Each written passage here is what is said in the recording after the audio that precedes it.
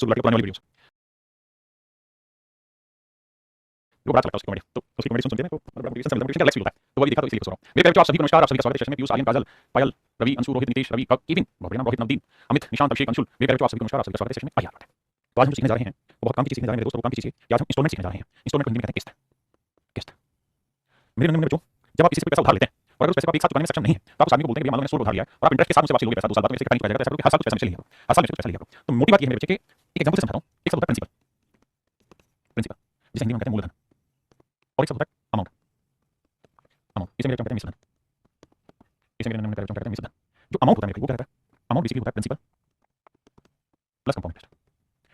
साधारण ब्याज मेरे बच्चे मिश्रधन होता है मूलधन जमा ब्याज। अब मेरे दोस्तों ये सिर्फ शब्दों का खेल है। अगर आप पैसा देने वाले, अगर आप पैसा देने वाले वाले हैं तो आप ये सब इस्तेमाल करेंगे कि मैंने इतना पैसा इन्वेस्ट किया, इतना पैसा मुझे मिलेगा। लेकिन अगर आप पैसा लेने वाले, पैसा उधार लेने वाले, उधार लेने वाले, ये है उधार देना, जो उधार दिया होगा वो, यानी कि मतलब साहूकार जमींदार है, ये उधार लेने वाला। उधार लेने वाले से प्रिंसिपल नहीं, उधार लेने वाला का लोन। उधार लेने वाले से क्या करेंगे लोन? जैसे मान लो जमींदार आदमी ने 100 रुपए किसी को उधार दिया तो वो तो कहेगा 100 रुपए मेरा तो है प्रिंसिपल, है ना? और मेरे को मान लो 1 साल बाद 120 रुपए मिला, 3 हो गया अमाउंट। हां जी। लेकिन जिसने उधार लिया, उधार लेने वाला जो है वही 100 रुपए को है लोन, और इस पैसे को अगर किस्तों में चुका रहा होगा तो जितना अमाउंट से हर साल चुकाना पड़ रहा होगा वो अमाउंट उसके लिए छोड़ नहीं होगा, इंस्टॉलमेंट होगा। इंस्टॉलमेंट होगा।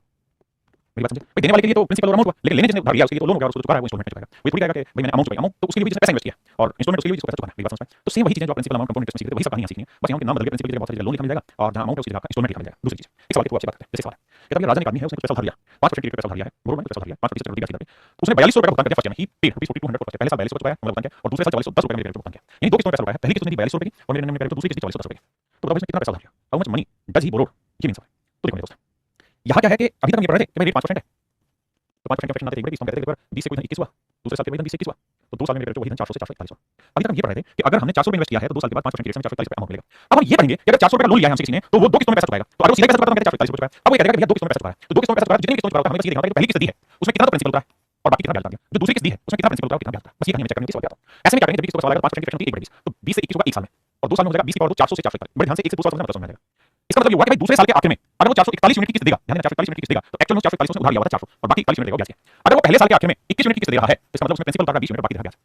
चक्रवृद्धि ब्याज में जो पीछे पड़ रहे थे उसमें इतना ही डिफरेंस है, कुछ नहीं। यहाँ दो किस्तों की 3 किस्तों की, इसका मतलब तीसरी किस्त जो देगा उसमें प्रिंसिपल कितना होता है या दूसरी किस्त में प्रिंसिपल कितना होता है, पहली किस्त में प्रिंसिपल कितना होता है। जैसे सवाल की बात करें तो पहली किस्त 4200 रुपए, तो भैया 21 यूनिट प्रेजेंट करा 4200 रुपए, पहली किस्त 4200 रुपए, दूसरी किस्त है बाबू 4410 रुपए, ये रुपए, ठीक है। तो मेरे एक बात बताओ, अगर पहली 21 यूनिट की इंस्टॉलमेंट चुकाएगा तो उसमें पैसा कितना देगा, लोन कितना देगा 20 यूनिट, ये लोन होगा और ये किस्त हुई, किस्त हुई। तो पहली 21 यूनिट की लोन मतलब पहली 21 यूनिट की इंस्टॉलमेंट लेगी उसमें लोन कितना होगा 20 का, जबकि 21 यूनिट नहीं 4200, 1 यूनिट की वैल्यू 200। तो भैया समझ रहे हैं ना, भाग देंगे तो 20 यूनिट की वैल्यू 20 में 200 आएगा 400, 4000 मार देगा। यानी इसका मतलब ये हुआ कि पहली जो 4200 रुपए की इंस्टॉलमेंट लेगी पहले साल के आखिर में उसमें कर्जा तो 4000 होता है, बाकी 200 ब्याज दिया उसने। जो दूसरी 441 यूनिट की इंस्टॉलमेंट लेगी वो रिप्रेजेंट करता है 4410 यूनिट की वैल्यू, यानी कि दूसरी 4410 की इंस्टॉलमेंट लेगी उसमें कर्जा केवल कितना होता है 4000। तो इसका मतलब ये हुआ कि दो किस्तों में कर्जा खत्म किया तो कर्जा तो खत्म हुआ कितना हुआ 8000, यानी उसने 8000 रुपए का कर्जा लिया होगा जिसको उसने उधार दिया, कितने रुपए का 8000 नहीं, फालतू रुपए दिए, फालतू रुपए उसको उधार दिया। अब मुझे बताइए कितने पैसे थोड़ा समय लगेगा 2 3 सालों पे घुमाने में, उसका टिक टक हो जाएगा। क्या भाई 10% की दर से दो किस्तों में पैसा चुकाया, पहले साल का दूसरे साल का उसने 2 वर्षों में कितना अधिक धन चुकाया, how much more he paid in 2 years. देखो इस सब को ध्यान से how much more he paid in 2 years, भाई 2 सालों में कितना पैसा ज्यादा चुका दिया उसने। बहुत ध्यान से पढ़ो, जिसका भी बेसिक अच्छा है प्लीज मेक श्योर कि आप लाइव क्लास में समझना क्योंकि मुझे हर चीज समझाने में बहुत धीरे-धीरे बताता हूं। आप प्लीज है तो आपको एक्सपीरियंस और 5 एक्सपीरियंस समझिए। उसने कहा कि बताओ 2 साल में जो उसने दो किस्तों में कर्जा उतारा, पहली 2200 की थी, दूसरी 650 की थी, इसमें कितना ज्यादा धन चुका है। ज्यादा धन का मतलब है कि कितना इंटरेस्ट चुका है। इस बात को सीधा सीधा ना कहकर उसने कितना इंटरेस्ट चुका है। तो आप ये करोगे 10% की फ्रैक्शन तो पहले साल 10 से कोई चीज 11 हुई, दूसरे साल का 10 का 100 और 11 का 121। इसका मतलब ये हुआ कि भैया ये भैया दूसरे साल के आखिर में 121 यूनिट की किस्त दे रहा है तो उसमें मूलधन जा रहा है मात्र 100 यूनिट, लोन उतारा 100 यूनिट, तो बाकी 21 यूनिट का क्या उतारा है, ब्याज उतारा है। जो पहली 11 यूनिट की किस्त गई है उसमें 7 महीने में मूलधन तो लोन तो 10 यूनिट का उतारा है, तो 1 यूनिट एक्स्ट्रा का क्या उतारा लिया ब्याज, तो 1 यूनिट एक्स्ट्रा का ब्याज उतारा। हां जी। अब ये बताओ कि दूसरी किस्त 1210 में 6050 है, भाग दोगे और पहली किस्त लिया 2200 रुपए, तो मेरे 11 यूनिट प्रेजेंट करा 2200 रुपए, 1 यूनिट लिया 200 रुपए, तो इससे भाग देंगे 1 यूनिट लिया 50, 1 यूनिट 50 और 1 यूनिट 200। इस दिस ओके पर क्या मेरे आपकी बात सही है? आपने ठीक है मान ली बात। अब देखो 1 यूनिट यहाँ 200 था तो इस 1 यूनिट की वैल्यू 200, इसका मतलब पहली किस्त में तो 200 रुपए ब्याज चुकाया और इस किस्त में कितना 1 यूनिट 50, दूसरी किस्त में 21 में 50 यानी 1050 रुपए ब्याज चुकाया, दूसरी किस्त में 1050 रुपए ब्याज चुकाया यानी 1250 रुपए ब्याज चुकाया, दूसरी किस्त में 1250 रुपए ब्याज चुकाया। क्या आप सहमत हैं इस बात से? जल्दी से बताइए हां या ना, do you agree with it और नॉट? आप ठीक है 1250 रुपए ज्यादा चुका दिए, यही उसका इंटरेस्ट है। उसका कर्जा कितना होता है 1 यूनिट 200 10 यूनिट 10 में 200 यानी 2000 का कर्जा होता है और 50 यूनिट करते तो 5000 का कर्जा होता है यानी 7000 का उसने कर्जा होता है और पैसे कितने दिए हैं उसने 1250 साल दिए 6 8 8250 उसने दिया 7000 का कर्जा दिया था, बाकी 1250 जो गए हैं वो क्या गया है ब्याज। भैया रेट 20% 20% क्या होगी 1/5 है ना। देखो यार वैसे तो मैंने कुछ वैल्यू 600 रुपए भुगतान पहले साल, 10 रुपए दूसरे साल, 2160 का भुगतान तीसरे साल किया, 3 वर्षों में कितना ब्याज चुकाया देखना ध्यान से, थोड़ा सा बड़ी कैलकुलेशन होगी बट मेक श्योर समझ में आ जाएगा आपको। भाई देखिए पहले साल 5 से 5 होगा, दूसरे साल यानी 2 साल बाद दूसरे साल में 5 से चाहिए होना है, लेकिन दूसरे नहीं 2 साल में 25 से 36 होगा और 3 साल बाद 125 से 216 होगा। बिल्कुल देना होगा। अब आप ये देखिए कि 6 यूनिट रिप्रेजेंट करा पहली किस्त, 37 यूनिट रिप्रेजेंट करा दूसरी किस्त, 216 यूनिट रिप्रेजेंट करा तीसरी किस्त, उसमें पता कितना ब्याज चुकाया। तो मेरे ऐसे करो कि यहाँ कितना ब्याज निकालो तो 16 और 75 6 5 11 7 91 यूनिट का ब्याज, 5 6 91 यूनिट ब्याज आ गया। यहाँ कितना ब्याज 25 11 यूनिट का ब्याज आ गया, 5 6 1 यूनिट का ब्याज आ गया। अब पहली किस्त में 600 रुपए, पहली किस्त 600 रुपए, दूसरी किस्त 1080 रुपए और तीसरी किस्त में 160 रुपए। अब आप ये उम्मीद मत करना बहुत धीरे 1 यूनिट की वैल्यू निकाल के धीरे आपको समझो, आप काफी कुछ सीख चुके हैं, you must have to be very much fast at that point. अब ये बताओ ये कितना बना है 10 गुना, तो ये ब्याज 910 हो जाएगा पहली चीज। ये कितना बना है भाग दो 130 गुना, तो यहाँ 11 30 गुना करोगे 11 330 रुपए ब्याज चुकाया। यहाँ चेक कितना बना है 100 गुना, तो यहाँ 1 का 100 गुना है तो 100 रुपए ब्याज चुकाया। 3 4 9 3 12 इसका मतलब मैंने 1340 रुपए का कुल मिला के ब्याज है। अब बताइए कितने बचे समझे आइए आइए।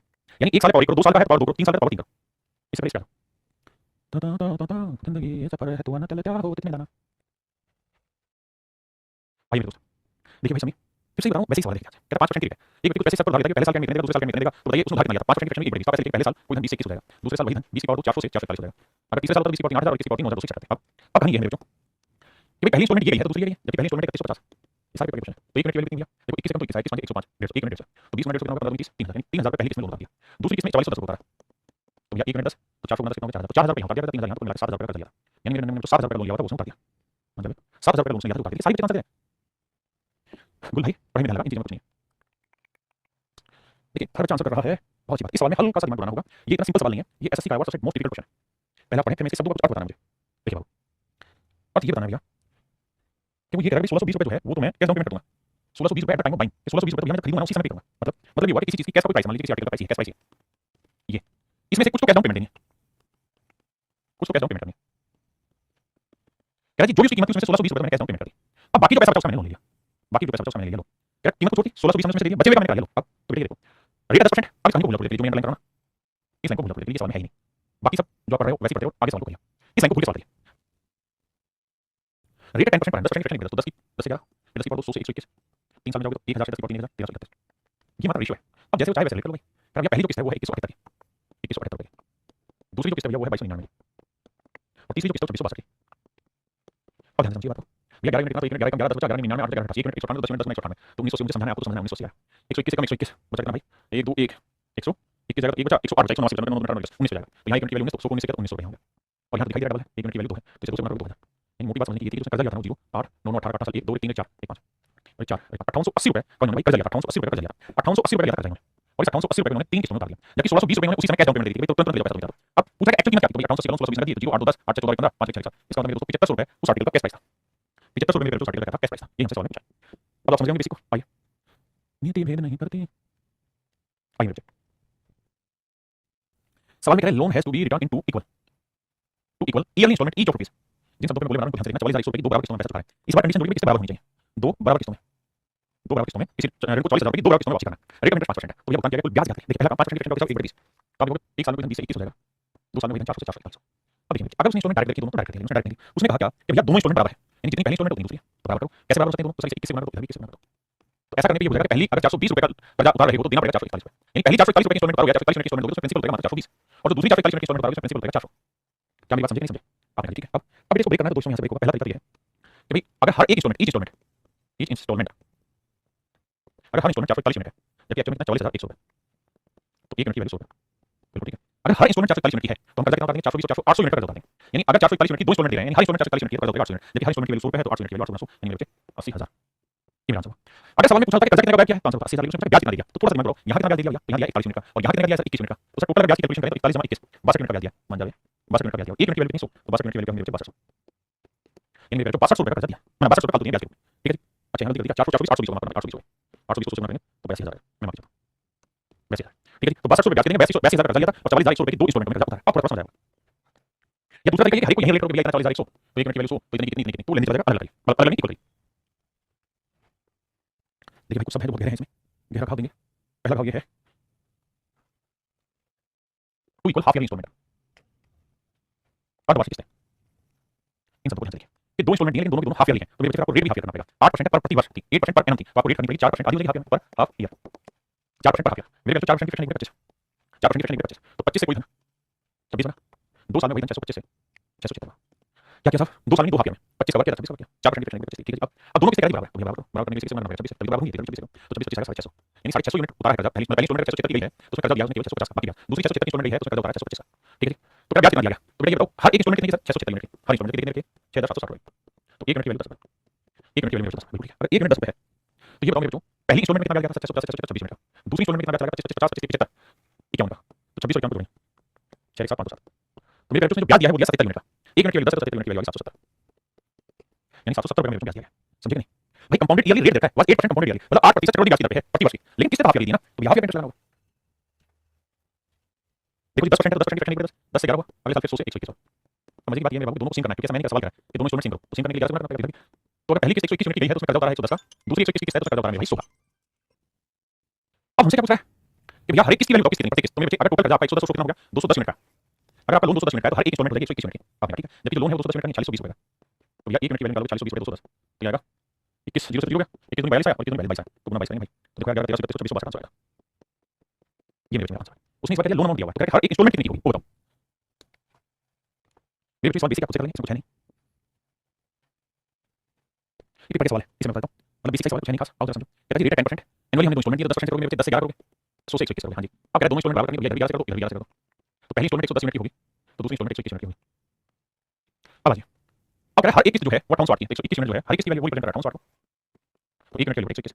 देखो भाई काटेंगे 11 से काटेंगे 11 21 11 से काटेंगे 55 बचा कितना भाई 3 11 22 11 11 से काटेंगे 11 44 भी बचा कितना 8 8 1 यूनिट की वैल्यू 48, ठीक है। तो सवाल में कह रहा है कि इस योजना के लिए जाने वाला कुल ब्याज का, तो भैया तो यहां कितना ब्याज गया 11 यूनिट, यहां कितना ब्याज गया 21, तो 11 और 21 कितना हो गया 11 जमा 21, ये हो गया 32 3 32 यूनिट ब्याज, 1 यूनिट की वैल्यू कितनी 48। तो इतना ब्याज है टोटल। अब क्या कुल ब्याज का 60% बताओ क्या होगा, तो 60% की फ्रैक्शन कीजिए, 60% बता 3/5। अब कैलकुलेट करना। अब क्या नियर अबाउट वैल्यू बताओ क्या होगी, नियर अबाउट वैल्यू बताओ मेरे क्या होगी। तो देखो अब ये तो 32 को 3 से गुणा करोगे क्या आएगा 96। आपको ठीक बात है 32 की होता है 96 में से 96 को गुणा तो नहीं है। अब 5 को काटोगे तो 95 लिखा होता है, आंसर आता 19। हां जी, लेकिन 96 का आंसर आएगा 19 पॉइंट समथिंग, आपने बिल्कुल ठीक है। आंसर आना है 19.2, बिल्कुल ठीक है। अब मेरे बच्चे 19 48 से करेंगे, तो 19 48 से करेंगे तो 19 8 152 से 15 19 75 और 15 आएगा 912, यानी उत्तर 912 से बड़ा होगा। अब पॉइंट 2 निकालना है 48 का पॉइंट 2, तो 48 का पॉइंट क्या हो जाएगा 0.48। भाई 48 को ध्यान से देखना, 48 को पॉइंट 2 से कैलकुलेट करना 0.2 से, तो 48 का 2 गुना होगा 96, 96 का हो गया 9.6 है ना, 9.6 तो 9.6 वैल्यू हो जाएगी। भाई 19 को 48 से गुणा किया पॉइंट 2 को 48 से करेंगे आएगा 9 11 1 2 921.6, यानी लगभग आंसर आएगा मेरे बच्चे आएगा 922 922 के बराबर आएगा। ठीक है, कैलकुलेशन छोटी-छोटी करो। जब तक हम छोटा-छोटा ब्रेक करना नहीं सीखेंगे तब तक बात नहीं बनेगी, वरना गुना करना पड़ेगा, हल्का अप्रोक्सीमेशन नहीं सीखो। क्या 210 रुपए 80 का लीजिए, 2 बार किस्त में किया जाना है, यदि ब्याज की अदायगी 10% वार्षिक तो भाई कैलकुलेट कर लेंगे, बहुत ही आसान सवाल है, कुछ नहीं सवाल। ये भी आसान कर लेंगे, सेम टाइप है, कुछ नया बनने दो। ये भी सेम सवाल है होमवर्क आपका।